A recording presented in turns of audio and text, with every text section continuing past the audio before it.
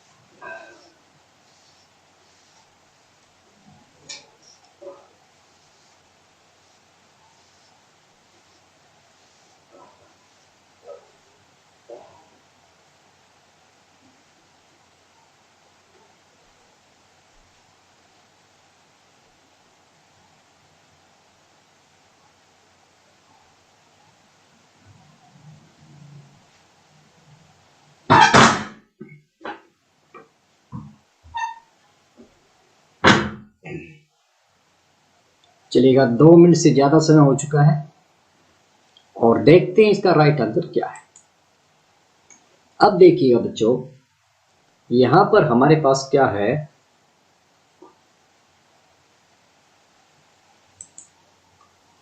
अब यहां पर बात हो रही है संपूरक कोणों में बड़ा कोण छोटे कोण से 24 डिग्री अधिक है तो वे कौन है। ठीक है, अब सबसे पहली बात क्या है, इसके अंदर क्या दिया हुआ बच्चों, इसके अंदर दिया हुआ है आपको संपूरक कोण। अब संपूरक कोणों का जो योग होता है वो आपको पता है बच्चों क्या होता है, वो आपके पास होता है 180 डिग्री। ठीक है जी, 180 डिग्री होना चाहिए। और क्या कहा कि बड़ा जो कोण है ना, बड़ा कोण छोटे कोण से 24 डिग्री अधिक है। चलिएगा, अब अंतर देखते हैं। पहले हम ये देख लेते हैं कि क्या सभी का जो योग है 180 है। चलिएगा, 112 और 88 को आपने योग किया तो ये क्या आ गया, ये आपका 180 आ गया।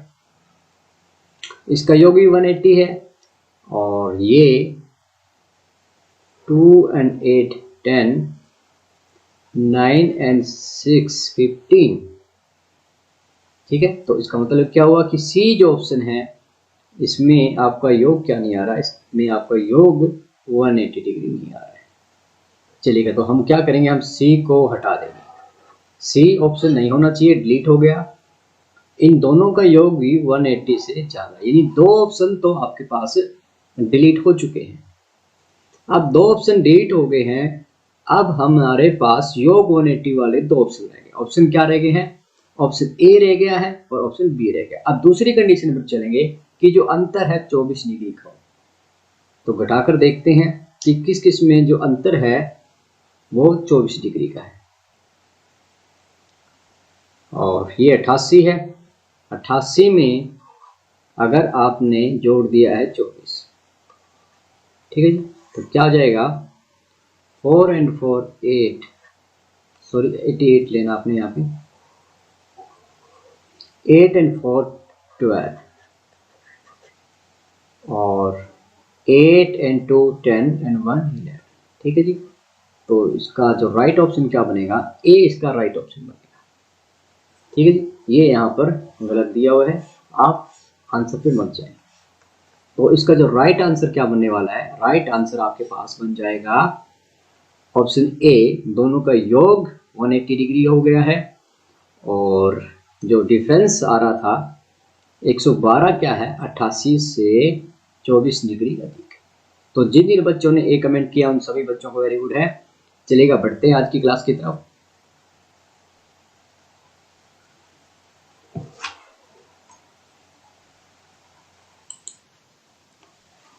तो शुरू करते हैं आज की क्लास। सभी बच्चे जुड़ गए हैं। तो एक जो आपको मैं न्यूज़ देना चाहता हूँ वो न्यूज़ ये है कि फ्राइडे यानी कल से रात ठीक 8:30 बजे हम साइंस की क्लास शुरू करने जा रहे हैं। तो जो बच्चे साइंस की क्लास अटेंड करना चाहते हैं वो कल जरूर रात ठीक 8:30 बजे हमारी साइंस की क्लास अटेंड करें, और कमेंट कर दें कि आप में से कितने बच्चे हैं जो साइंस की क्लास अटेंड करेंगे। अपने नाम के साथ कमेंट कर दें एक बार कि यस सर कि हम कल साइंस की क्लास अटेंड करने के लिए तैयार हैं, रात ठीक 8:30 बजे हम साइंस की क्लास अटेंड करेंगे। जितने भी बच्चे देख रहे हैं सभी कमेंट करके बताएं क्या आप साइंस की क्लास अटेंड करना चाहते हो। जल्दी से अपना नाम कमेंट कर दें, और तब तक मैं आपको ले चलता हूं अपनी क्लास में। तो ये था कॉन्सेप्ट जो हमने इन 5 दिनों की क्लास में हमने इस चैप्टर को कंप्लीट किया है। एक क्लास हमारे लास्ट थर्सडे की को थी और 4 क्लासेस में यानी 5 क्लासों में हमने इस पूरे चैप्टर को कंप्लीट कर दिया है। और नेक्स्ट वीक हम नया चैप्टर लेकर आ रहे हैं क्वाड्रेटिक इक्वेशन। तो इसकी जो पीडीएफ फाइल है, जैसे आज हमारी सॉल्यूशन कंप्लीट होता है इसकी सॉल्यूशन पीडीएफ फाइल मैं आपको सेंड कर दूंगा स्कूल के व्हाट्सएप ग्रुप में से आप ले लें, या आप हमारे ग्रुप मेरा सवाल मैथमेटिक्स से जुड़ जाएं, वहां तो आपको इसकी पीडीएफ फाइल मिलने वाली है।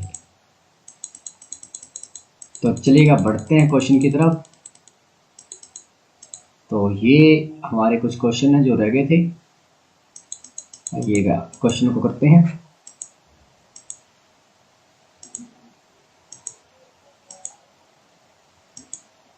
तो यस, कल हमने यहाँ छोड़ा था 2018 के सी कोड को हमने कर लिया था। आज हम यहाँ से आगे बढ़ते हैं और देखते हैं कि किस प्रकार के क्वेश्चन है जिनको किया जा सकता है। देखिएगा 2018 के डी कोड में ये क्वेश्चन पूछा गया है, डिफरेंस क्या आ गया है। डिफरेंस ये आ गया है कि यहाँ पर केवल क्या हो गया है, अंडररूट वाली वैल्यू जा चुकी है।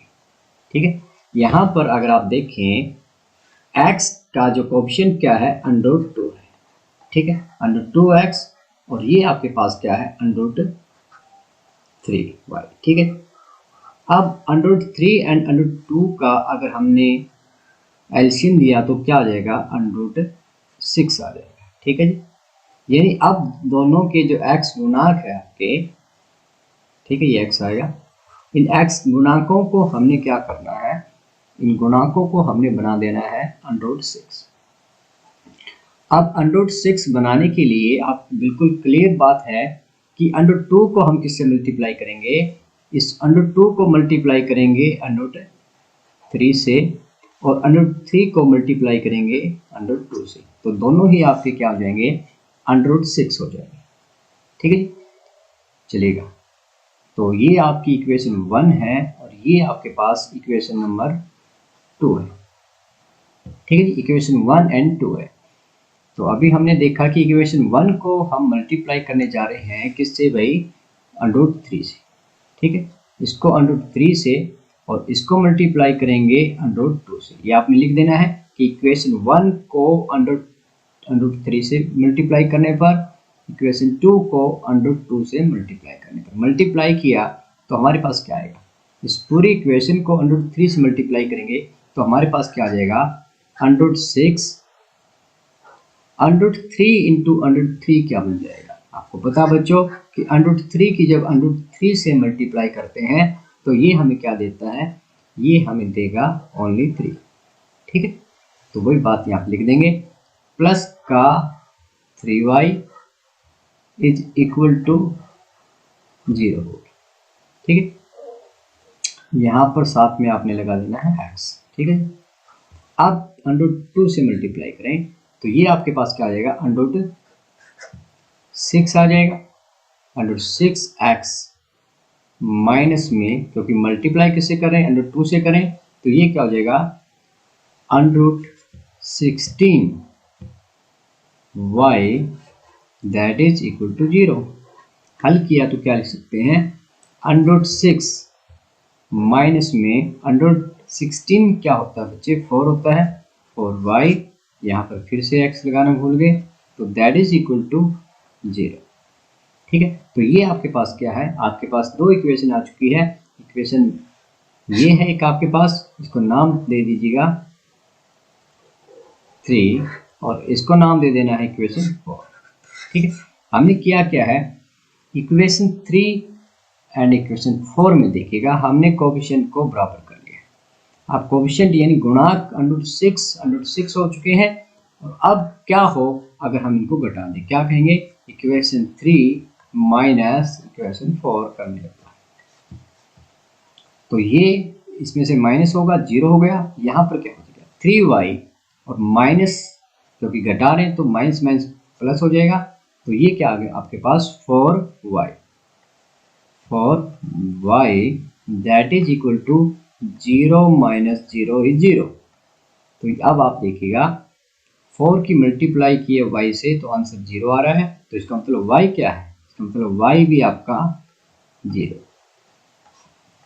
ठीक है जी, y की वैल्यू 0 आ चुकी है। y का मान अगर हम रख देते हैं इक्वेशन 1 2 3 4, किसी भी इक्वेशन में अगर आप रखो तो क्या होगा, आपने रख दिया इक्वेशन 1 √2x प्लस में √3 और y क्या है, y का जो वैल्यू है वो 0 है, 0 हो गया आपके पास, तो √2x, तो ये भी आपका 0 हो जाएगा, तो इक्वल टू 0, तो x क्या होगा, √2 तो √2 है, √2 इज नॉट इक्वल टू 0।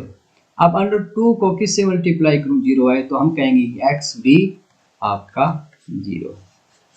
ठीक है, x भी आपका 0 है, y भी आपका 0 है, तो इसका मतलब क्या है कि दोनों लाइनें कहां पर मीट करती है, कहां पर इंटरसेक्ट करती है, सभी बच्चे कमेंट करके बताएं, जल्दी से कमेंट करके बताएं बच्चों कि जब इनका जो कॉमन पॉइंट आ गया है वो x भी 0 है, y भी 0 है, तो ये जो आपका बनेगा, अब यहां पर क्या आया है कि x की वैल्यू भी 0 आई है और y की वैल्यू भी 0 आई है। इसका मतलब ये अगर आपका कोऑर्डिनेट सिस्टम है तो दोनों लाइनें कहां पर प्रतिच्छेद कर रही है, ये लाइन और ये लाइन जो आपने ली है दोनों सेंटर पर प्रतिच्छेद कर रही है। तो इस बात को भी आपने ध्यान रखना है कि जब x की वैल्यू भी 0 और y की वैल्यू भी 0 हो तब हम क्या कहते हैं, तब हम कहते हैं कि दोनों कहां पर मीट कर रहे हैं, कहां पर प्रतिच्छेद कर रहे हैं, केंद्र, दोनों ने इंटरसेक्ट कहां किया है, केंद्र पर। ठीक है, चलिएगा बढ़ते हैं नेक्स्ट क्वेश्चन की तरफ। इस क्वेश्चन को आप बड़े आसानी से कर सकते हैं, कुछ ज़्यादा मुश्किल नहीं है। 3/2x minus 5y/3 is to -2 और x, आप यहाँ पर करना क्या है, सिंपल क्वेश्चन हम कर चुके हैं। अगर आप देखोगे इस क्वेश्चन को हम कर चुके हैं, आप देख लेना PDF फाइल में। और बढ़ते हैं नेक्स्ट क्वेश्चन की तरफ। इस क्वेश्चन को भी आप कर सकते हो, 2017 की B कोड में पूछा गया है, 2017 के C कोड में पूछा गया है, ये D।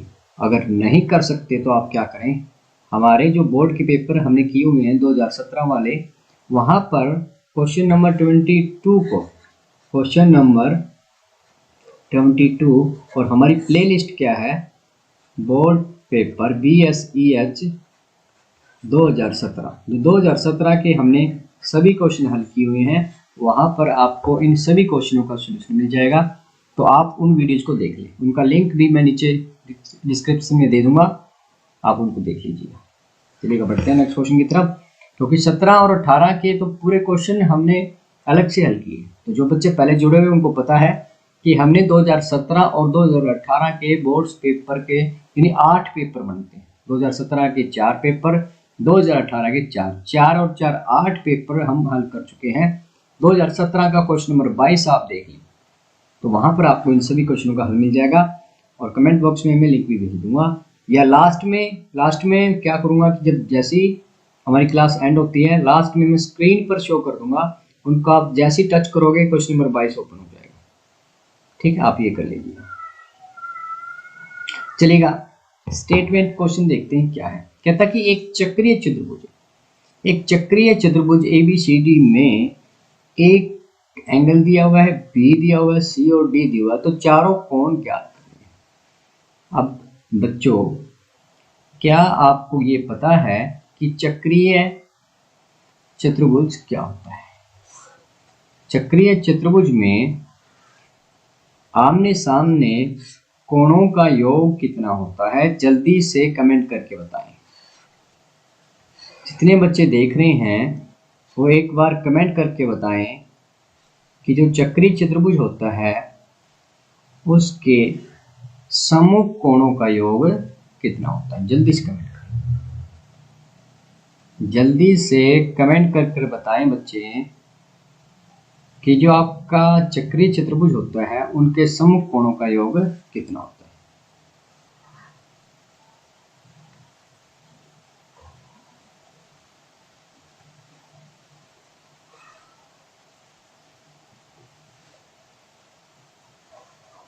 तो ये हमारे पास एक चतुर्भुज आ गया है, इसके चारों शीर्ष एक वृत्त पर है, इसलिए हमने क्या कहा, इसलिए हमने कहा कि ये क्या है कि एक चक्रीय चतुर्भुज है। इसकी नेमिंग कर देते हैं। ये आपके पास ए आ गया, ये आपके पास एंगल बी आ चुका है, ये एंगल आपका सी आ गया है और ये आपका डी आ गया। ठीक है, अब आपको पता है क्योंकि चक्रीय चतुर्भुज है, इसका मतलब ये होगा कि एंगल ए प्लस में इसके सामने का एंगल सी, वो उनका योग कितना होना चाहिए? 180 डिग्री। ये प्रॉपर्टी होती है चक्रीय चतुर्भुज की कि आमने सामने कोणों का योग 180 होता है। अब एंगल ए आपको क्या दिया हुआ है?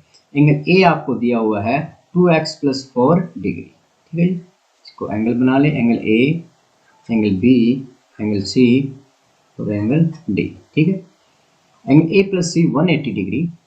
एंगल ए आपको दिया हुआ है 2x प्लस में 4 और एंगल सी क्या दिया हुआ है? 2y प्लस में 10। 2y प्लस में 10, ये सम कितना बन रहा है आपका बच्चों? ये बन रहा है आपका 180 डिग्री। ठीक है, तो जो इक्वेशन हमारे पास क्या बनी? 2x प्लस में 2y, 4 और 10 14 हो गया। तो ये जो 14 है 180 माइनस क्या हो जाएगा? 14 हो जाएगा। 180 माइनस 14 किया, 10 घटाते तो 70 हो जाता, 4 और घटाना तो 166 हो गया। या हम कह सकते हैं कि x प्लस में y हमारे पास क्या आ जाएगा बच्चे? 83। ठीक है जी, तो ये हमारे पास एक लीनियर इक्वेशन आ चुकी है। x प्लस वाई की वैल्यू 83 हो चुकी है। अब सेकंड पे हम क्या कहेंगे कि जो आपका एंगल बी है और एंगल डी है, इनका योग भी कितना होगा? वो भी 180 होगा। एंगल बी प्लस में एंगल डी। ठीक है, ये आपके पास 180 डिग्री होगा। एंगल बी क्या दिया हुआ है? एंगल बी आपको दिया हुआ है y प्लस में 3 प्लस में एंगल डी क्या दिया हुआ है? 4x माइनस में 5, ये भी आपका 180 डिग्री हो जाएगा। चलिएगा, 4x प्लस में y, 5 माइनस 3 माइनस 5 माइनस के 2 हो गया और उधर जाकर हो जाएगा प्लस का 2।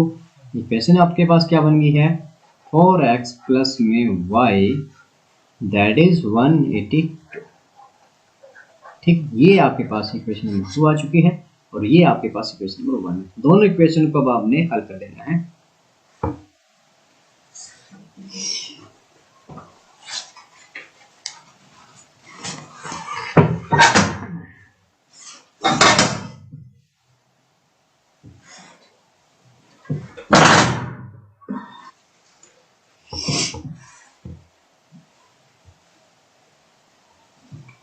और अब देखिएगा यहाँ पर x के कोएफिशिएंट क्या है, x का गुणांक 1 है और यहाँ पर x का गुणांक 4 है।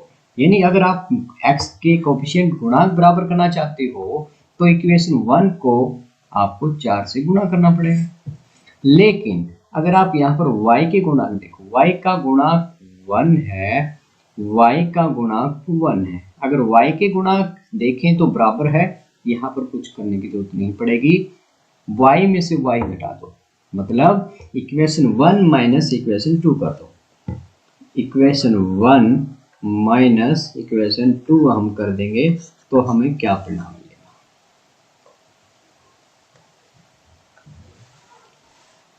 चलिए क्या करते हैं, x माइनस 4x, x में से 4x गया तो आपके पास क्या आ जाएगा, माइनस का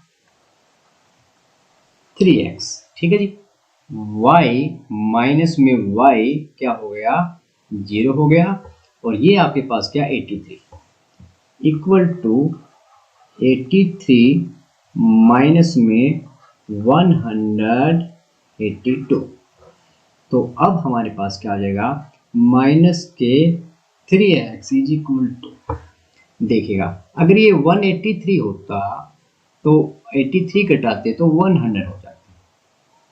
ठीक है, तो अब क्या हो जाएगा, क्योंकि 183 में से 1 कम है तो अब हमारे पास क्या आ जाएगा, माइनस के 99। ठीक है, घटाने का तरीका है 183 माइनस 83 100 हो जाता, 182 1 कम रह गया तो ये आपके पास 99 हो गया। ठीक है, तो यहाँ पर x की वैल्यू क्या आ जाएगी, x आपके पास क्या आ गया, माइनस से माइनस कैंसिल हो गया है, 99 डिवाइड बाई 3 दैट इज 33। यानी x की वैल्यू आपके पास 33 आ चुकी है। अब हम निकालेंगे y की वैल्यू। यहाँ पर देखिएगा इक्वेशन 1 में x plus y is 83, x 33 है। चलिएगा तो इक्वेशन 1 में क्या कहेंगे, 33 प्लस में y that is how much, that is equal to 83।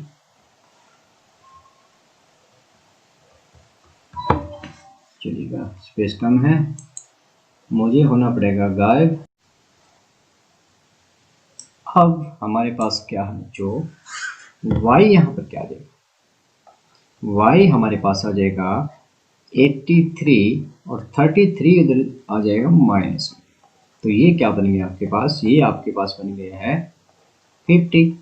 y भी हमारे पास आ चुका, y भी आ गया हमारे पास दैट इज 50, और x भी आ चुका है। अब हमने निकालने क्या है, हमने निकालने हैं A B C D angles की वैल्यू।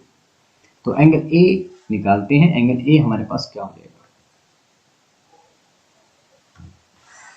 एंगल ए देखिएगा, एंगल ए क्या है आपका 2x plus 4, 2x plus 4, 2x, x बोले तो 33 प्लस में 4 हल किया तो क्या आ गया 66 प्लस में 4 that is 70 degree. Angle A आ चुका है। एंगल बी आपका 110 डिग्री आना है, नहीं 110 नहीं आना है, वो तो इसके सामने वाला, यानी एंगल ए के सामने वाला था सी, एंगल ए के सामने वाला सी था, तो सी का मान 110 आएगा। अभी हम बी निकाल रहे हैं, y प्लस में 3, y प्लस में 3, तो y आपका 50 है, 50 प्लस में 3 तो ये क्या आ गया 53 डिग्री। ठीक है जी, सेकंड भी हो गया आपका। निकालते हैं एंगल सी, एंगल सी आपने निकाला, एंगल सी क्या आ जाएगा 2y प्लस में 10, 2y प्लस में 10। ठीक है जी, y आपको गिवन है ना, तो ये आपके पास क्या आ जाएगा 50 प्लस में 10 दैट इज 110। ठीक है, फिर आपने निकालना है एंगल डी, एंगल डी आपको दिया हुआ है 4x माइनस के 5 दैट इज 4, और x आपने क्या निकाला था बच्चे 33 माइनस में 5, 33 चौका क्या होता है बच्चों 132। ओके जी, तो 132 माइनस में 5 क्या आ जाएगा 127 डिग्री। ठीक है, तो ये आपके चारों एंगल आ चुके हैं। और आमने सामने की ए के सामने का सी है, दोनों का योग किया 180 डिग्री, बी के सामने का डी है, दोनों का योग किया तो 180 डिग्री। इस प्रकार आपने आंसर भी जांच कर लिए हैं और इनका योग भी 180 हो रहा है। तो जिन जिन बच्चों को ये क्वेश्चन समझ में आया है जल्दी से कमेंट करके बताएं कि यस सर, अब हम इस क्वेश्चन को बड़े आसानी से कर सकते हैं। अगर ये क्वेश्चन एग्जाम में पूछा जाता है तो इस क्वेश्चन को हम बड़े आराम से कर सकते हैं। जल्दी से कमेंट करें, जल्दी से कमेंट करके बताएं कि ये क्वेश्चन आपको समझ में आया या नहीं आया।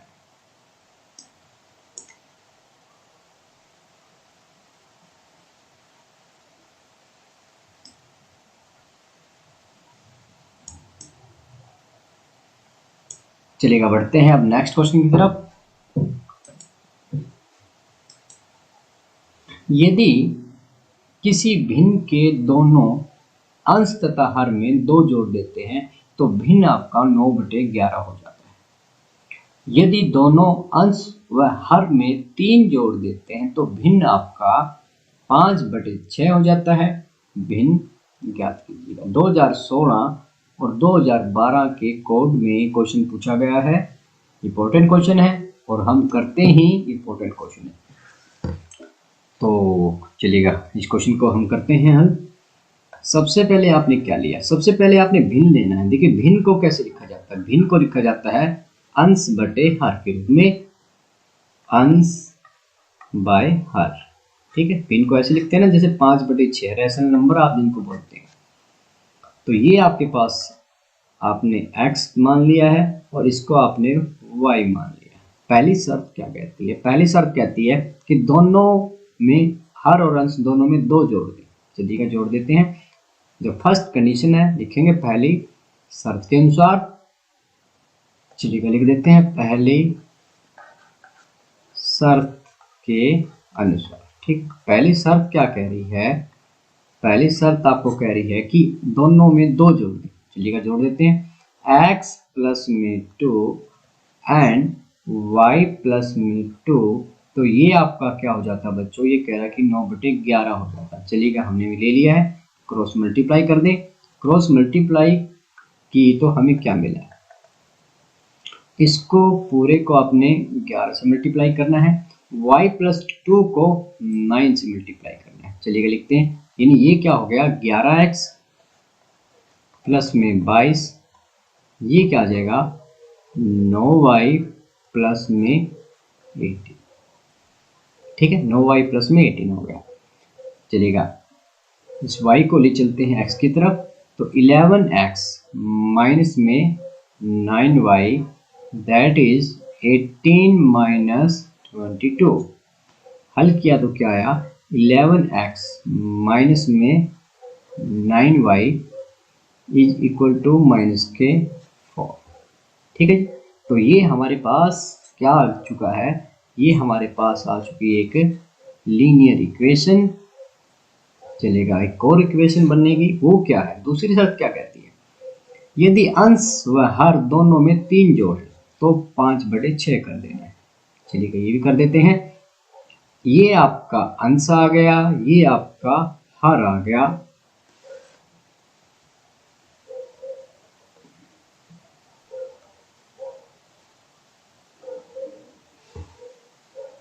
अंश बटे में हर, दोनों में 3 जोड़ देते हैं। इसमें भी आपने 3 जोड़ना है और इसमें भी आपने 3 जोड़ना है। तो भिन्न क्या हो जाता है 5/6 हो जाता है। ठीक है, फिर से क्रॉस मल्टीप्लाई करेंगे। x प्लस 3 को मल्टीप्लाई करेंगे 6 से और y प्लस 3 को मल्टीप्लाई करेंगे 5 से। तो हमें क्या मिला 6x प्लस में 18 that is how much 5y plus में 50। ठीक है जी, तो यहां से हमें क्या मिलेगा 6x और ये आकर क्या हो जाएगा माइनस के 5y that is how much 15 minus में 18। यहां से हमें हल करने पर क्या मिला है 6x माइनस के 5y that is how much minus के 3। तो ये हमारे पास सेकंड इक्वेशन आ चुकी है। ठीक है, अब बच्चे आप बताओ, अब क्योंकि आपने अभी तक जो सीखा है, क्या लीनियर इक्वेशन को सोल्व करना सीखा है? यस और नो? सीखा है ना? तो अब आप क्या इन x और y के लिए हल कर सकते हो? यदि हाँ तो कमेंट करके बताएं कि यस सर हम इनको हल कर लेंगे। आप इस क्वेश्चन को यहीं छोड़ दीजिए, जल्दी से कमेंट कर लें, जल्दी से कमेंट करें कि लीनियर इक्वेशन हमने इतने क्वेश्चन हल कर चुके हैं, तो क्या अब ये हमारे लिए मुश्किल है x और y की वैल्यू निकालना? जल्दी से कमेंट करें, जल्दी से कमेंट करें और बताएं कि यस सर हम x और y की वैल्यू बड़े आराम से निकाल सकते हैं, और ताकि हम आगे की तरफ बढ़ें। और टाइम, क्योंकि आज मेरा प्लान ये है कि आज इस चैप्टर को कंप्लीट कर दें और कल आप साइंस की क्लास अटेंड करो और मंडे से हो हमारा नया चैप्टर। जल्दी से 2 अंकों की संख्या के अंकों का योग 9 है। इस संख्या को 9 गुना संख्या के अंकों को पलटने से बनी संख्या का 2 गुना है, वह संख्या ज्ञात कीजिए। 2012-2013 के बोर्ड पेपर में ये क्वेश्चन पूछा गया है। चलिएगा करते हैं। अब अंकों का योग 9 है। चलिएगा पहले हम अंक मान लेते हैं। और अंक कैसे मानेंगे? इकाई का अंक आपने माना यूनिट प्लेस पे, ठीक है, यूनिट प्लेस पे, यानी इकाई का अंक, इकाई का अंक आपने x माना, ठीक है, और दहाई का अंक आपने y माना, दहाई का अंक आपने y माना है, ठीक है। अब पहले सर क्या अंकों का योग लो, तो क्या कहेंगे? x प्लस में y इज इक्वल टू 9। तो ये क्वेश्चन फर्स्ट हो। अब नेक्स्ट क्या कह रहा है कि इस संख्या का 9 गुना, पहले संख्या बनाएंगे फिर इसका 9 गुना करेंगे, संख्या के अंकों को पलटने से बनी संख्या का 2 गुना है। अब संख्या का निर्माण कैसे करते हैं बच्चों, कि संख्या कैसे लिखी जाती है? पहले हम संख्या लिखते हैं। संख्या देखिएगा, संख्या ये जो आपके पास 78 है, आपको पता होना चाहिए कि इसका निर्माण कैसे हुआ था। इसका निर्माण हुआ था, जो इकाई के अंक पर था उसको आपने 1 से मल्टीप्लाई की तो आपके पास 8 आया। दहाई का जो अंक था 7, ये क्या था, इसको आपने जब दहाई पर था तो 10 से मल्टीप्लाई की तब आपके पास आया था 70, और इन दोनों को जब योग किया था तब आपके पास 78 मिला। ये होता है संख्या का निर्माण करना, यानी इकाई का अंक को 1 से, दहाई के अंक को 10 से अगर गुणा करें और दोनों का योग करें तो हमारे पास क्या आ जाती है? हमारे पास संख्या आ जाती है। अब इस क्वेश्चन में इकाई के अंक को हमने x माना है, दहाई के अंक को हमने y माना है, तो हमारे पास संख्या क्या होगी? ठीक, तो क्या करेंगे? इकाई के अंक x को हम गुणा करेंगे 1 से और इसमें जोड़ देंगे दहाई के अंक को 10 से गुणा करके, ठीक है। पास में ये दहाई का अंक है, 10 से गुणा की, इकाई का अंक आपके पास x है, इसको हमने 1 से गुणा की, तो संख्या हमारे पास क्या आ गई है? संख्या हमारे पास आ चुकी है x प्लस में 10y, ठीक है। ये हमारे पास संख्या आ चुकी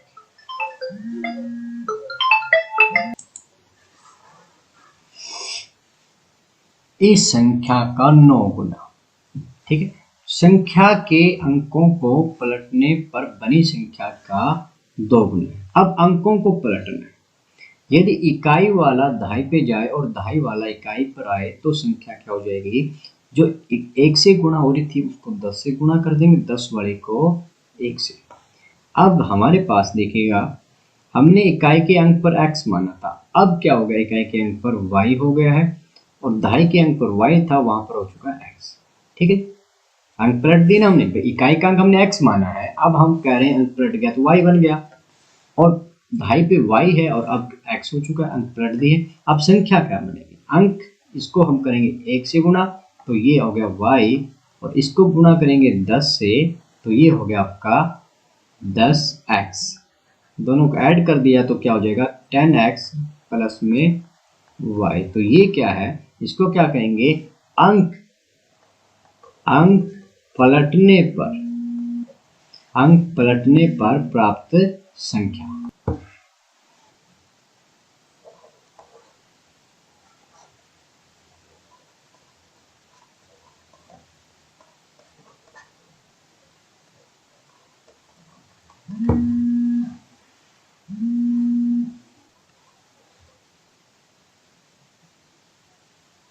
अब इस संख्या का 9 गुना, कौन सी का की जो है आपके पास, इस संख्या का 9 गुना अंकों को पलटने से बनी संख्या।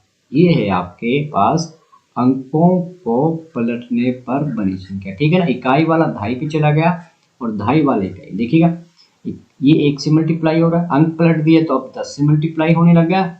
ये 10 से था, अब यहाँ पर हो गया 1 से, ठीक है। ये अंक पलटे तो ये सीन इसके अंदर बन गया। अब कह क्या रहा है, इस संख्या का 9 गुना, यानी ये जो संख्या है इसका 9 गुना क्या है, संख्या को अंकों के पलटने से बनी संख्या का 2 गुना है। अब जो ये नई संख्या ये इसके 2 गुना के बराबर है। अब कर लेते हैं इसको हल।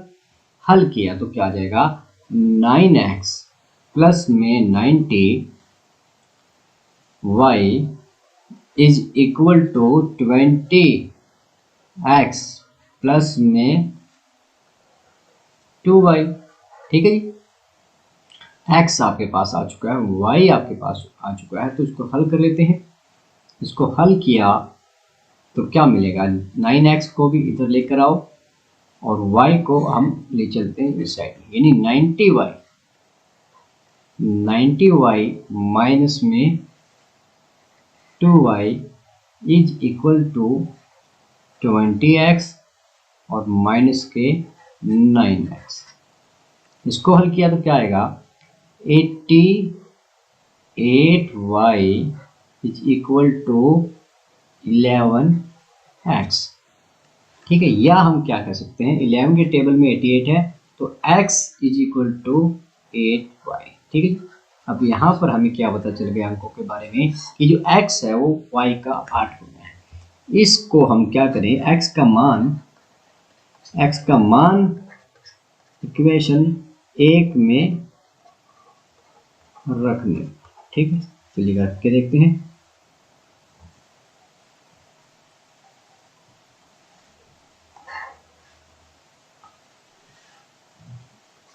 इक्वेशन 1 में अगर हमने रखा तो क्या आएगा, x प्लस y आपको कितना गिवन है, ये आपको 9 गिवन है, ठीक है। x क्या हो गया, x आपका बन गया है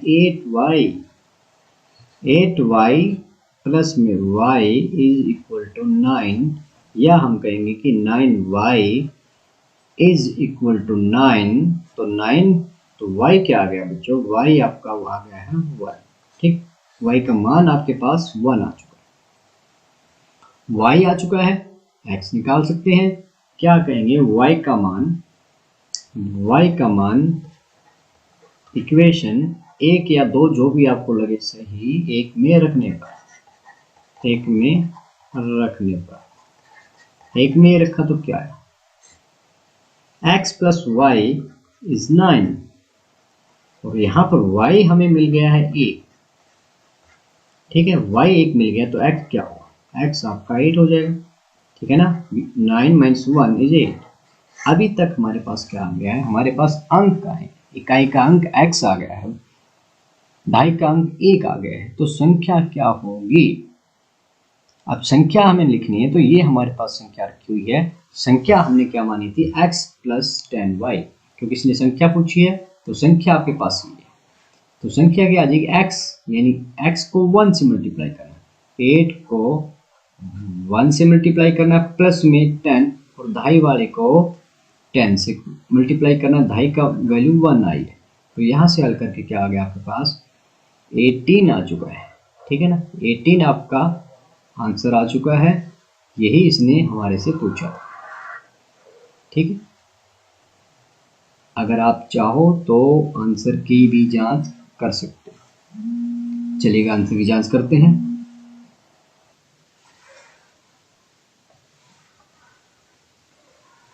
अब पहली कंडीशन देखिए, आपके पास आंसर क्या आ गया, आंसर आपके पास आया है 18, ठीक है ना। आंसर आपके पास क्या आ गया, 18 आ चुका है। क्या 1 + 8 अंकों का योग 1 + में 8 इज 9 है? यस सर 9 है। तो ये पहली बात सही। दूसरी बात क्या है, अंकों को पलटना। इन 18 से आपने बना दिया है 81, अंक पलट दिए हैं। अब क्या था, इसका 9 गुना, इसका 9 गुना किसके बराबर आना चाहिए? इसके दुगने की, ठीक है ना। ये सेकंड कंडीशन देखिए, इस संख्या का 9 गुना अंक पलटने पर प्राप्त संख्या का 2 गुना, वही काउंट करके देख रहे हैं। इस संख्या का 9 गुना, तो 9 गुना हमने किया तो क्या आएगा, 8 में 72 और 8 में 72, 9 और 7 16, 162। और इधर से आपका क्या आ गया 162। यानी हमारे जो आंसर आए हैं बिल्कुल सही आंसर आए हैं। हमने क्वेश्चन को ठीक किया है, आंसर की हमने जांच कर ली है।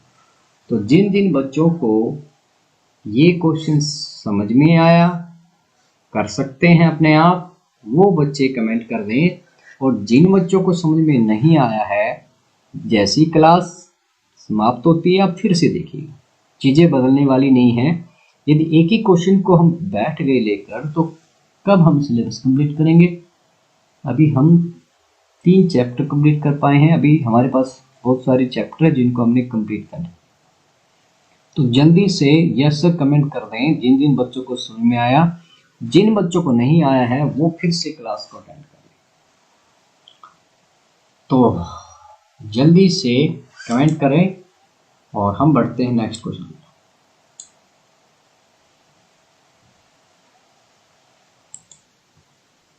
समीकरण युग्म 2x - y = 4x - y बराबर है 8 को ग्राफ विधि के द्वारा हल कीजिए। अगर ये क्वेश्चन ग्राफ के द्वारा पूछा जाता तो 100% 5 अंक के लिए ही पूछा जाएगा। चलिएगा हम सीखते हैं ग्राफ। तो क्योंकि हमने जो वेरी फर्स्ट डे हमने ग्राफ के द्वारा ही इस चैप्टर को शुरू किया था, तो वहाँ भी हम सीख चुके हैं और आज फिर हम थोड़ा और सीख लेते हैं। सबसे पहले बच्चों इसको सीखिए कि हम इसको ग्राफ वाले क्वेश्चन को करना कैसे। सबसे पहले आप क्या करो, दिए गए समीकरण को लिखिए 2x - y = 2, ठीक है। और यहाँ पर क्या करें, यहाँ पर y का गुणांक 1 है, जिसका गुणांक 1 हो उसके लिए अपने हल करने की कोशिश करें, ठीक है। यहाँ पर y का गुणांक 1 है तो y के लिए अगर हम हल करें तो y अगर इधर आएगा तो 2 इधर चला जाए तो हमारे पास क्या परिणाम मिलेगा, 2x में 2 = y, ठीक है जी। y पॉजिटिव हो गया, 2 माइनस हो गया, तो ये हमारे पास क्या आ गया है, y का मान आ गया है जो डिपेंड करता है कि x क्या है। चलिए इसका हम टेबल बना लेते हैं। अगर इसका हम टेबल बनाए, ठीक है, इसका आपने क्या बनाना है टेबल।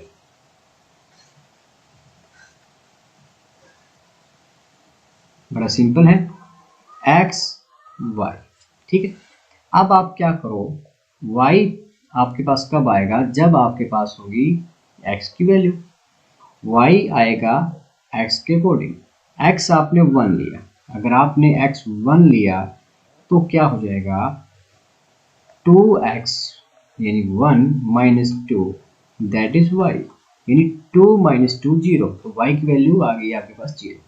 अगर आपने अपनी मर्जी से 2 ले लिया, आप 3 भी 4 जो भी ले सकते हो, लेना चाहें।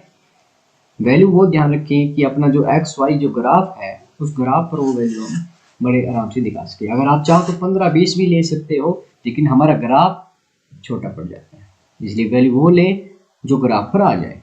जब आपने 2 लिया तो क्या हो जाएगा, ये देखिएगा 2x यानी 2x, और x को आपने 2 लिया और माइनस में 2 है तो ये आपका y है, यानी 4 - 2 = 2, तो y क्या हो गया 2 हो गया।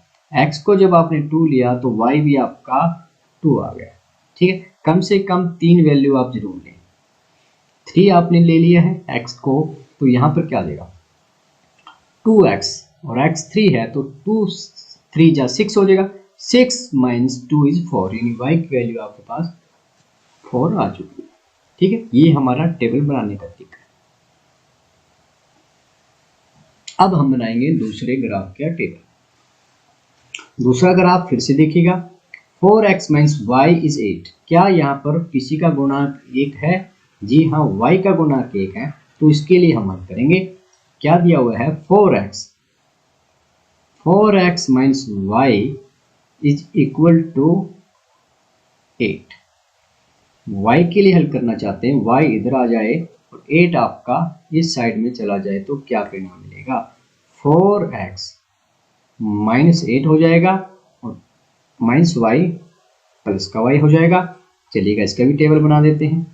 टेबल में 3 एंट्रियां होना जरूरी है, मैक्सिमम आप जो मर्जी लें, 3 एंट्रीज आप जरूर करें, x y। चलिएगा, अब y निकलेगा जब x की वैल्यू होगी। x को अगर आप क्या करो, 0 1 2 3 माइनस भी आप ले सकते हो। x को अगर मैं 2 लेता हूँ, 2 लेने से क्या होगा? 4 2 जा 8 हो जाएगा। इसका मान क्या हो जाएगा? जब x को 2 लिया 8 हो जाएगा ना। x को क्या ले रहा हूँ? x को ले रहा हूँ 2, तो ये क्या हो गया? 4 2 जा 8, 8 माइनस 8 0 हो गया। ठीक है, अब और आप चाहो तो 3 लें, तो 3 लेंगे तो क्या होगा? 4 3 जा माइनस 8 करेंगे, 12 माइनस 8 किया तो 4 आ गया। ठीक है, इसी प्रकार अगर आप 4 लेते, 4 लोगे तो क्या आएगा? 4 4 जा 16 माइनस 8 किया तो क्या आ गया? 8। अब क्योंकि देखिए 8 बड़ी वैल्यू आ गई, ग्राफ पर दिखाना मुश्किल होगा, तो हम क्या करें, हम छोटी वैल्यू लेने के लिए माइनस की अगर लेंगे तो क्या होगा? तो यहाँ पर अगर माइनस 8 आएगा, अगर हम इसको 1 लेंगे, 1 लिया तो क्या आएगा? चलिए 1 लेते हैं। x को आपने लिया 1, तो 4 1 जा माइनस 8 करेंगे, दैट इज y। 1 ले रहे हैं ना x को, तो 4 माइनस 8 किया तो माइनस का 4 आ गया। y क्या आ गया? 4 माइनस का 4 आ गया। कब आया? जब आपने x को लिया 1, तो y आपके पास क्या आ गया? माइनस के 4। ठीक है, तो इस वैल्यू को हम छोड़ देंगे क्योंकि ये वैल्यू ठीक है, लेकिन x बराबर y बराबर 8 लेना हमारा ग्राफ हमें अलाउ नहीं करेगा, ग्राफ छोटा पड़ जाता है। ठीक है, अब देखिए x पर बड़ी वैल्यू क्या? 1 2 3 2 3 4, 4 भी हमने नहीं लेना है, इन 3 तक आपकी वैल्यू चल जाएगी, 1 2 3। ठीक है, तो पॉइंट लेते हैं। चलिएगा पॉइंट ले लेते हैं, जो जो पॉइंट इसने बोला है। आपने लिया पॉइंट, ठीक है, रेड पेन से लेते हैं, इस टेबल के लिए बनाते हैं। x 1 है, y 0 है, तो ये पॉइंट आ गया आपके पास। ये पॉइंट क्या आ जाएगा? ये पॉइंट आ गया x 1 एंड y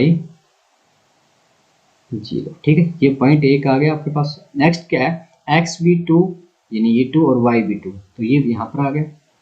ये आपका क्या आ जाएगा? 2, 2 3 एंड 4। x 3 लेना है, y 4 लेना है, तो ये आपका यहाँ पॉइंट आ जाएगा। ठीक, ये क्या आ गया? x 3 आ गया है और y 4 आ गया। अब हम करेंगे लाइन ड्रा। चलिएगा लाइन ड्रा कर देते हैं। ये हमने ली लाइन, और लाइन जब हमने ली तो क्या आया? तीनों पॉइंटों को मिलाएंगे। ये हमने लाइन ड्रा कर दी। ठीक है, तो ये इस पे यूं करके बिल्कुल आपने एग्जैक्ट वही लेनी है, नहीं तो गड़बड़ हो जाएगी।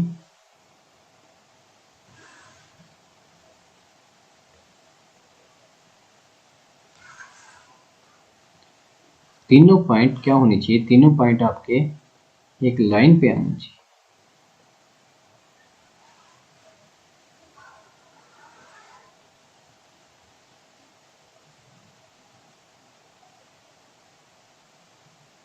अब थोड़ी सी ऊपर से गड़बड़ हो गई, ठीक है, यहाँ पर गड़बड़ हो गई। ये पॉइंट अगर नहीं लेंगे, इस पॉइंट को अब एग्जैक्ट आपने लेना है, और फिर नेक्स्ट हम लेते हैं x2 एंड y 0।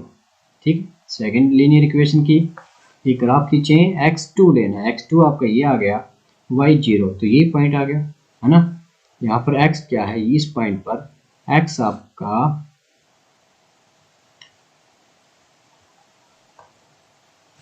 यहाँ पर क्या है? x आपका 2 है और y 0 है। ठीक है, और क्या लेना जी?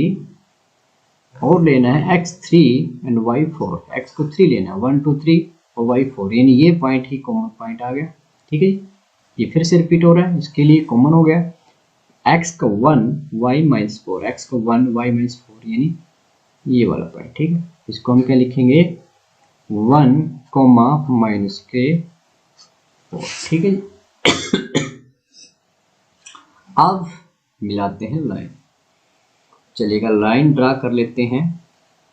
लाइन जब ड्रा की तो हमें क्या मिला, कौन कौन से पॉइंट थे भाई, एक पॉइंट आपका 3 4 वाला है, एक ये है और एक ये। तीनों पॉइंटों को बड़े ध्यान से आपने मैच करना है। सॉरी, लाइन ड्रा करनी है ना, तो लेंगे यहाँ से लाइन। ठीक है, 3 4 से लेकर कहाँ तक जाएगा, यहाँ तक, तीनों पॉइंट है। अब दोनों पॉइंटों ने यहाँ पर 3 4 पे क्या किया है, इंटरसेक्ट किया है। इसको मैं थोड़ा और आगे बढ़ा देता हूँ। ठीक है, ये हम चले। तो अब यहाँ पर हमने क्या पाया, हमने यहाँ पर पाया है कि जो कॉमन पॉइंट है वो क्या है, वो आ गया दोनों लाइनों पर 3 एंड 4। एक्स की वैल्यू क्या आ रही है, 3 आ रही है, वाई की वैल्यू 4 आ रही है। तो ये अपना क्या आ गया, सोल्यूशन क्या आ गया कि x is 3 and y is 4। ठीक है, तो ये इसका आंसर आ गया है। तो क्योंकि दोनों लाइनें एक पर इंटरसेक्ट कर रही है, तो ये हमने इसको क्या कहा था, इसको कहा था हमने अद्वितीय है। ठीक है, बातें समझ में आई आपको, ग्राफ कैसे सोल्व करना है 5 मिनट। तो जिन जिन बच्चों को समझ में आया कि ये सर हम कर सकते हैं, तो जल्दी से अपने नाम के साथ कमेंट कर दे। तब तक मैं ले लेता हूं उसका स्क्रीन शॉट। स्क्रीन शॉट इसलिए क्योंकि ये पीडीएफ फाइल में नहीं आ पाएगा, इसका स्क्रीन शॉट इसलिए।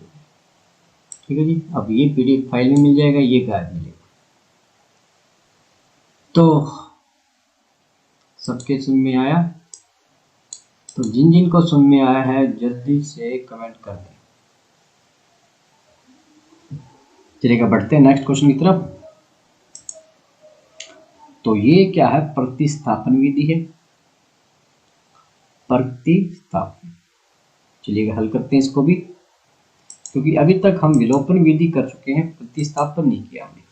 देखिएगा प्रतिस्थापन होता क्या, प्रतिस्थापन जैसे चाय आप पीना चाहते हो, कॉफी, आपके पास टी एंड कॉफी का ऑप्शन है, तो टी एंड कॉफी एक दूसरे के प्रतिस्थापन है। कॉफी ना हो तो टी से काम चलाएंगे, टी ना हो तो कॉफी से काम चलाएंगे। ये क्या कहलाते हैं, प्रतिस्थापन कहलाते हैं। यानी x के स्थान पर y और y के स्थान पर x हम लगाएंगे, तो ये क्या कहलाएगा, ये कहलाएगा आपका प्रतिस्थापन विधि। चलेगा इसको हल करते हैं। वैसे एग्जाम में दूसरी विधि से आ चुका है, 2017 का क्वेश्चन है, हम इसको कर चुके हैं, लेकिन इसको हमने प्रतिस्थापन से नहीं किया, वो भी हम कर लेते हैं। सबसे पहले आप क्या करें, 2 और 3 का एलसीएम आपने लिया, 2 और 3 का एलसीएम 6 आ गया, 6 को 2 से डिवाइड किया 3 हो गया, तो ये क्या हो गया 9x, माइनस में 6 को 3 से डिवाइड किया 2 हो गया, 5 से मल्टीप्लाई किया 10y हो गया। तो ये आपको कितना गिवन है, -2। हल किया तो 9x माइनस के 10y इज इक्वल टू -12। ठीक है, इक्वेशन 1 हो गया। इसको भी हल कर लेते हैं। एलसीएम यहाँ पर 6 आ रहा है और इधर भी आपका बराबर में है 6। ठीक है, 6 को 3 से डिवाइड किया 2 आ गया, x मल्टीप्लाई किया 2x हो गया, प्लस में 6 को 2 से डिवाइड किया 3y हो गया। ये आपको कितना गिवन है, 13 गिवन है। 6 से 6 उड़ा दिया तो हमारे पास क्या आ गया है, 2x प्लस में 3y that is equal to 13। ठीक है, ये इक्वेशन नंबर 2 होगा। जब हम गुणांक बराबर कर रहे थे तो वो विधि कहलाती थी विलोपन विधि। अब करना है हमें इस क्वेश्चन को प्रतिस्थापन विधि के द्वारा। प्रतिस्थापन करना यानी x के स्थान पर y रख देना। तो यहाँ पर आप चाहो तो यहाँ पर देखें, आप प्रतिस्थापन किसका करना चाहते हो। मान लीजिएगा आप x का प्रतिस्थापन करना चाहते हो तो x के लिए हल कर लें, y के लिए करना चाहते हो तो y के लिए, दोनों में से एक में आप x या y की वैल्यू निकालें और एक में से निकाल कर दूसरे में रख दें। चलिएगा इक्वेशन 1 से हम करते हैं। इक्वेशन 1 में क्या कहेंगे कि 9x क्या आ गया, 9x आपका आ गया -12 प्लस में 10y। ठीक है जी। अब x क्या होगा, x आपका हो जाएगा -12 प्लस के 10y और डिवाइड कर देना है 9 से। ठीक है, तो ये आपका x को अगर आप प्रतिस्थापित करना चाहते हो, बदलना चाहते हो, तो x की जगह पर आप क्या वैल्यू लिख सकते हो, -12 प्लस में 10y डिवाइड बाई 9। ये होता है प्रतिस्थापन करना।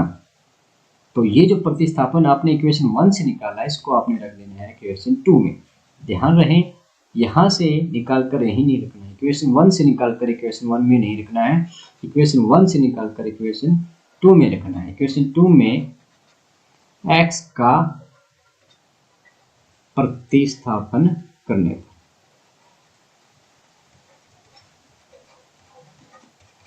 चलिए क्या करते हैं, प्रतिस्थापन 2 और x का प्रतिस्थापन करने जा रहे हैं।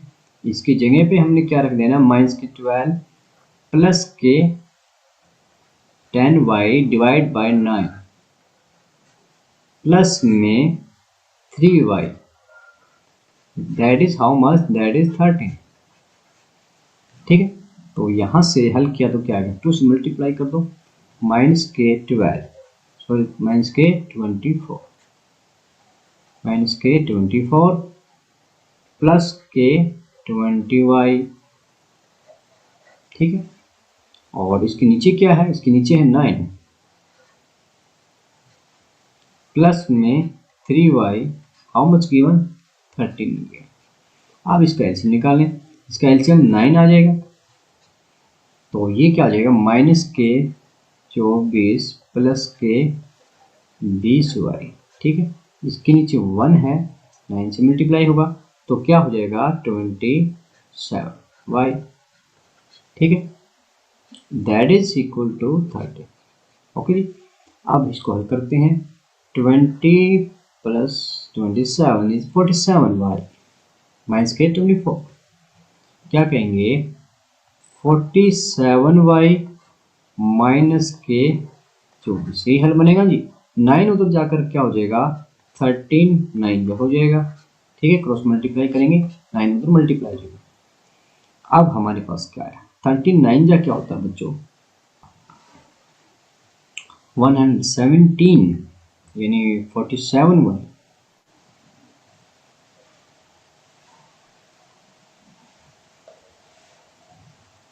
तो इसको ऐड किया तो क्या आएगा भाई,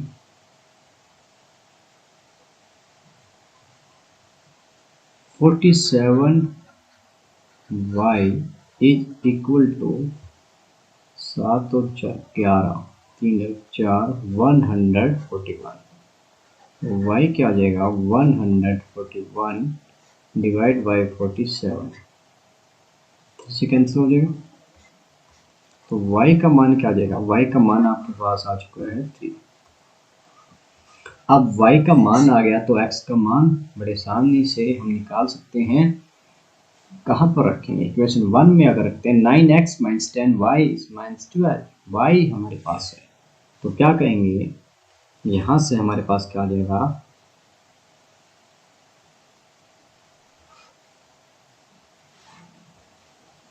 9x minus 10 y is -12, 9x minus में 10 y आपके पास क्या है, 3 है, दैट इज इक्वल टू 12।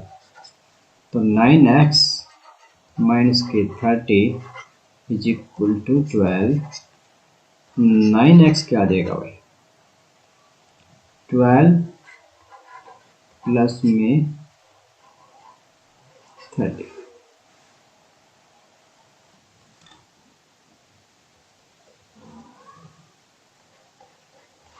तो 9x क्या आ जाएगा बच्चों, माइनस के 12 प्लस के 30,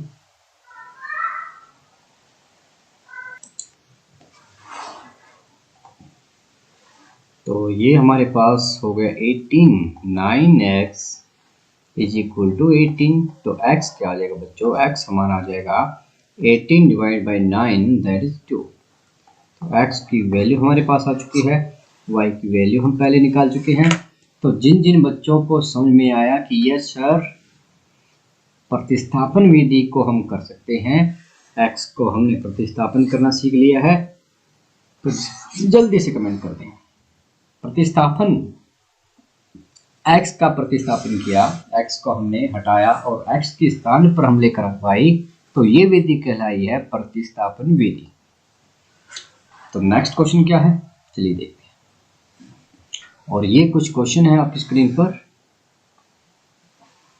तो स्क्रीन पर आपके पास और जो MCQ क्वेश्चन है वो दिए हुए हैं। इन क्वेश्चनों को भी आप करें और प्रैक्टिस करें इनकी PDF फाइल भेज रहा हूँ मैं आज, और ये इनके आंसर दिए हुए हैं। इन क्वेश्चनों को भी आप करें और हम बढ़ते हैं हमारे क्विज की तरफ, कि जो क्विज के क्वेश्चन रहते हैं हमारे, हम उन क्वेश्चन को कर लेते हैं और इसी के साथ हमारी समाप्ति भी रहेगी।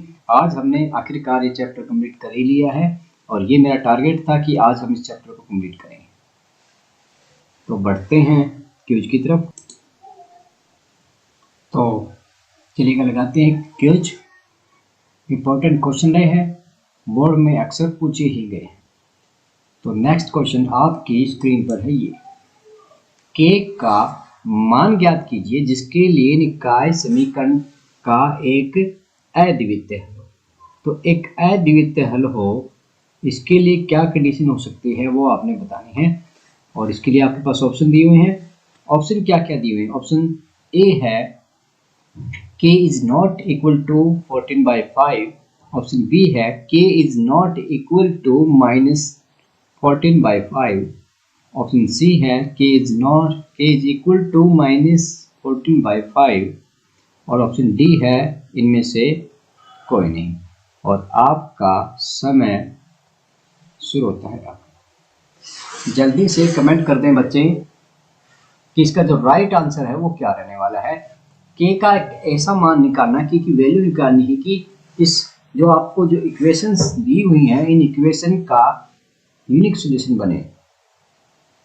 सो वो कंडीशन आप लगाएं और फाइंड द वैल्यू ऑफ के। पूरी 1 मिनट आपको दी जा रही है और आज हमने इस चैप्टर को भी कंप्लीट कर दिया है। और कल रहेगी साइंस की क्लास रात 8:30 बजे। कल फिर हमसे जुड़े, साइंस को हम इंट्रोड्यूस करने जा रहे हैं। तो हम देखेंगे कितने बच्चों का रिस्पांस रहता है कल साइंस की क्लास में। अगर आपका रिस्पांस अच्छा रहता है तो हम साइंस की क्लास कैरी करेंगे, वरना मैथ तो क्लास चलती रहेगी। तो जल्दी से कमेंट कर दें। 50 सेकंड आपकी जा चुकी है, और एक बार वीडियो को लाइक कर दें, कमेंट करें जरूर। और इसी के साथ समय आपका समाप्त हो चुका है। तो देखिएगा, अद्वितीय हल के लिए मैंने आपको कंडीशन बताई हुई है। वो क्या होती है बच्चों कि a1/a2 is not equal to b1/b2, ये कंडीशन होती है। a1 का मान क्या है आपके पास, a1 का मान 2 है और a2 का 5 है। 2/5 is not equal to b1 क्या है, k है, और b2 क्या है, -7। ठीक है, k के लिए हल किया तो क्या आ जाएगा, -14 क्रॉस मल्टीप्लाई की, -14 is not equal to 5k, या हम क्या कहेंगे कि k is not equal to -14/5। ठीक है जी, k is not equal to -14/5। तो कौन सा ऑप्शन सही बन रहा है, option B is the right answer. तो जिन जिन बच्चों ने ऑप्शन बी कमेंट किया उन सभी बच्चों को वेरी गुड है। चलिएगा बढ़ते हैं नेक्स्ट क्वेश्चन की तरफ। और नेक्स्ट क्वेश्चन आपकी स्क्रीन पर है, ये चक्रीय चतुर्भुज के सममुख कोणों का योग होता है। इस कॉन्सेप्ट को हमने लगाया भी था, बड़ा सिंपल है। जल्दी से कमेंट कर दें, जल्दी से कमेंट करके बताएं कि जो चक्रीय चतुर्भुज होता है उसके सममुख कोणों का योग कितना होता है। जल्दी से कमेंट कर दें। इस क्वेश्चन को हमने किया भी था, और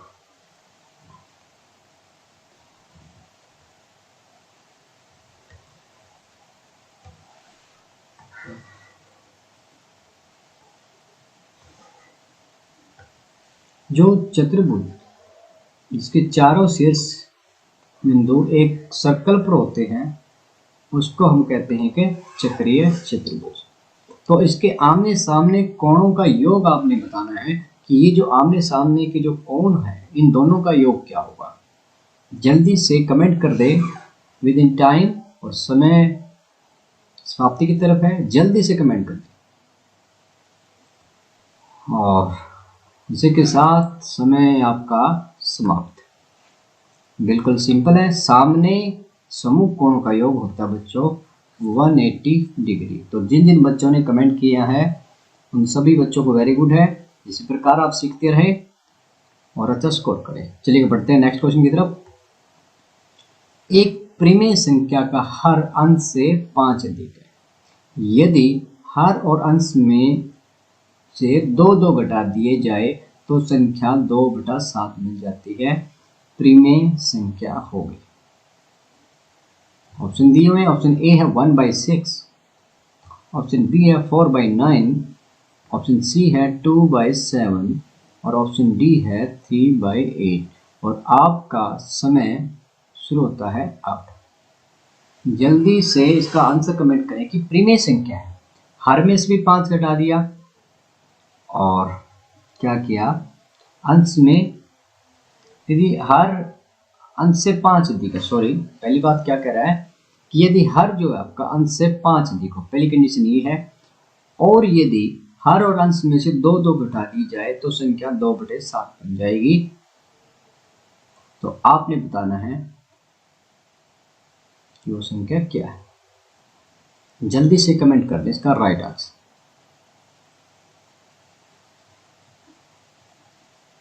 विद इन टाइम आपने कमेंट करना है अपने नाम के साथ। और आज हमारी लास्ट क्लास है इस वीक की मैथ के लिए, और आज हमने चैप्टर समाप्त कर दिया है। नेक्स्ट वीक मंडे को नए चैप्टर लेकर हम हाजिर होंगे और कल रहेगी साइंस की क्लास। समय समाप्त हो चुका है, चलिएगा देखते हैं क्या होगा। देखिए पहली कंडीशन क्या है कि परिमेय संख्या का हर अंश से 5 अधिक है। पहली कंडीशन ये देखते हैं किस किस ने मानी, हर, तो ये हर 6 है, इससे 5 अधिक है, यस सर 5 अधिक है, यस सर 5 अधिक है, 5। पहली कंडीशन से कोई भी ऑप्शन डिलीट नहीं हुआ है, बढ़ना पड़ेगा सेकंड ऑप्शन की तरफ। कहता है कि 2 घटा दीजिए, 1 घटा में 2, 6 घटा में 2, क्या ये 2/7 बना? तो नहीं, है ना, this is not equal to 2/7, तो ए ऑप्शन आपका नहीं आएगा। बी की तरफ बढ़ते हैं, 4/9, 2 घटाया तो क्या आ गया, 2/7 आ गया। तो बी ऑप्शन आपका क्या है, B is the right option. तो जिन जिन बच्चों ने बी ऑप्शन कमेंट किया है उन सभी बच्चों को वेरी गुड है। बढ़ते हैं नेक्स्ट क्वेश्चन की तरफ। दो संख्याओं का अनुपात 3/4 है, यदि प्रत्येक संख्या में से 7 घटा दिया जाए तो अनुपात 2/3 बन जाता है, तो संख्या क्या होगी? ऑप्शन आपको दिए हुए हैं। ऑप्शन ए है 22,29, ऑप्शन बी है 21,28, ऑप्शन सी है 23,31, ऑप्शन डी है 28,35। और आपका समय शुरू होता है अब। जल्दी से इसका राइट आंसर कमेंट कर दें कि what is the right answer.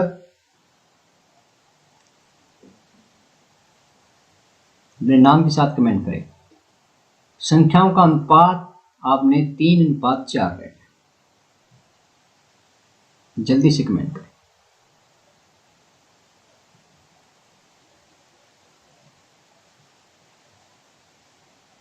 अपने नाम के साथ कमेंट कर दें इसका राइट आंसर।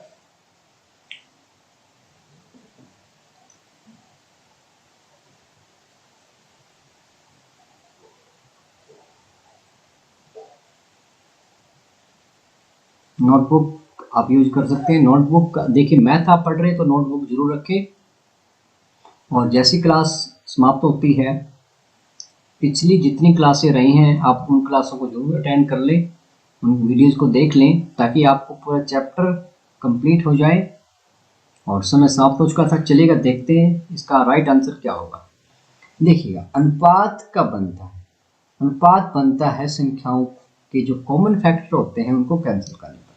अब देखिए क्या आप ये बताओ 22 और 29 में कोई साझा गुणनखंड है, क्या कोई ऐसा नंबर है जिससे दोनों कैंसिल होंगे? तो हम कहेंगे नहीं। 29 क्या है, एक एप्रीमेशन क्या है, कोई गुणनखंड नहीं बनेगा, तो इसलिए ए ऑप्शन तो हमारा वहीं डिलीट हो गया। जब हमने अनुपात की बात की, अनुपात आना चाहिए 3:4, तो ये ऑप्शन तो यहाँ चला गया। अब बात करते हैं बी ऑप्शन में। देखिए 21, 28 दोनों किसके नंबर में आ रहे हैं? दोनों आ रहे हैं 7 के में। 7 3 जा अनुपात 7 4 जा, ठीक है। अब जो कॉमन है 7 इसको हटा देंगे तो हमारे पास क्या रह जाएगा, अनुपात रह जाएगा 3:4, यानी बी ऑप्शन आपका हो सकता है। इसमें सर्च करते हैं, यहाँ पर आपने सर्च किया तो क्या आया, ये एक एप्रीमेशन क्या है, कोई गुणनखंड नहीं बनेंगे। 31 एप्रीमेशन क्या है, कोई गुणनखंड नहीं बनेंगे, तो ये सी ऑप्शन भी आपका डिलीट हो गया। डी पे चलते हैं। डी पर आप कहे देखिए 7 से फिर कैंसिल होगा, 7 7 4 जा अनुपात क्या आएगा 7 5 जा, ठीक है। 7 उड़ा दिया तो 4:5 बन रहा, और हमें क्या चाहिए, हमें चाहिए 3:4, ठीक है। अनुपात कैसे बनाना है, कॉमन फैक्टर को कैंसिल कर दें तो आपके पास अनुपात आ जाएगा। तो B is the right option. B जिन बच्चों ने कमेंट किया है वो राइट है। हमें सेकंड कंडीशन चेक करने की जरूरत नहीं है, क्योंकि जो फर्स्ट कंडीशन के अकॉर्डिंग केवल एक ही ऑप्शन सही बन रहा है।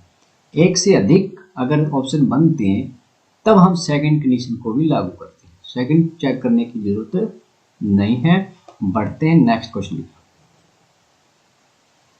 किसी ग्राफ पेपर पर समीकरण युग्म का कोई हल नहीं होगा यदि दो रेखाएं P और Q परस्पर। यहाँ पर आपको क्या चाहिए, कोई हल नहीं चाहिए, तो क्या होनी चाहिए, रेखाएं प्रतिच्छेद करें, समांतर हो, संपाती हो। डी इनमें से कोई नहीं, और आपका समय शुरू होता है। आप देखिएगा इसको बड़े अच्छे तरीके से ग्राफ के द्वारा हमने किया है, बहुत सारे क्वेश्चन हमने किए हैं, तो ये ऑप्शन किसी भी बच्चे का गलत नहीं होना चाहिए। सभी बच्चे इसका राइट आंसर कमेंट करें अपने नाम के साथ। नाम तो हर बार आपने लिखना ही, बताने की जरूरत ना रहे। कुछ बच्चे अपना नाम कमेंट नहीं करते हैं तो हमें पता नहीं चलता कि क्या है, क्योंकि आपकी यूट्यूब पे ईमेल आईडी कुछ और है, इसलिए आपका नाम मैच नहीं करता है। इसीलिए आपको बार बार कहा जाता है कि आप अपना नाम जरूर कमेंट करें।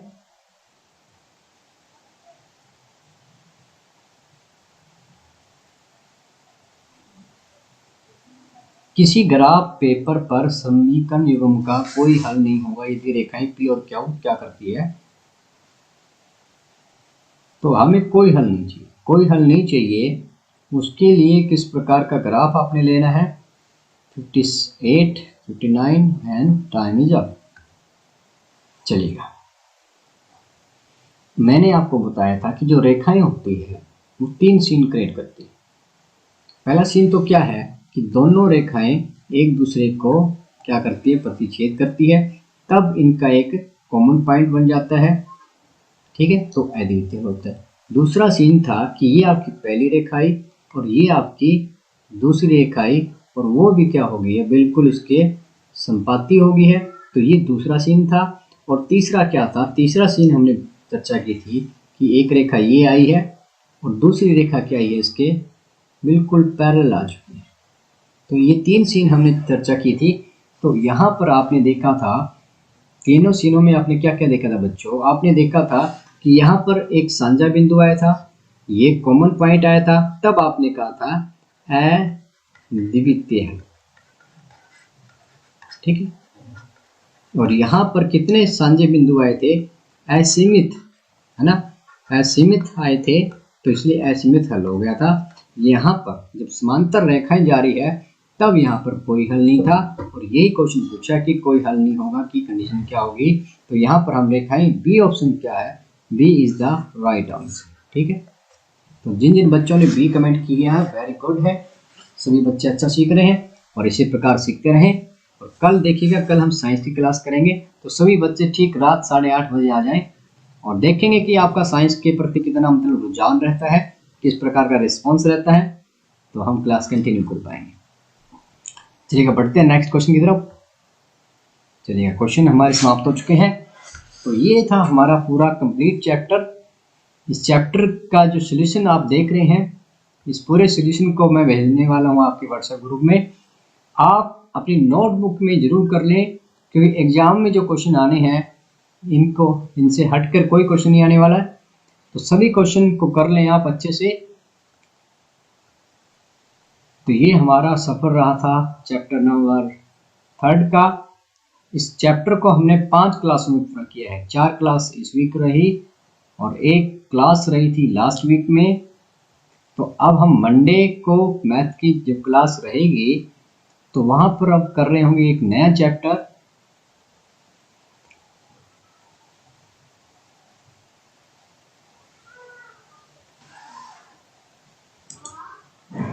तो जिन बच्चों ने अभी तक हमारी देखी है, कितनी क्लासें हो चुकी हैं नए टॉपिक के अकॉर्डिंग, यहाँ पर 10 क्लासें आपके सामने हैं। 11वीं क्लास आज चल रही है। तो इन 11 क्लासों को आप समय निकाल कर जरूर करें, क्योंकि जो हम काम कर रहे हैं इस काम में से बाहर कोई क्वेश्चन नहीं आएगा। तो इन क्लास को डे बाय डे आप करते रहें, अपने समय के अनुसार हमारी लाइव क्लास अटेंड करते रहें। और इन क्लासों को डे बाय डे, क्योंकि 1 घंटे की क्लास है तो पूरा 1 घंटा आपको निकालना पड़ेगा। मॉर्निंग टाइम में देखिए आपके पास पूरा डाटा होता है। मॉर्निंग टाइम में आप एक क्लास हर रोज अटेंड कर लें पीछे की, और अपना जो कोर्स है कंप्लीट कर लें। तो अभी मैं आपको जाते जाते स्क्रीन पर 2017 की जो हमने बोर्ड पेपर हल किए थे वो लास्ट में मैं आपको शो करूंगा। जैसे आप उसको टच करोगे आप वहीं पहुंच जाओगे। तो आज के लिए इतना ही। शुभ रात्रि। मिलते हैं कल साइंस की क्लास में और मंडे को मैथ की क्लास में। और जाते जाते आपकी स्क्रीन पर छोड़े जा रहे हैं 2017 के बोर्ड पेपर और पहले दिन की वीडियो। इनको आप जरूर देख लें। धन्यवाद।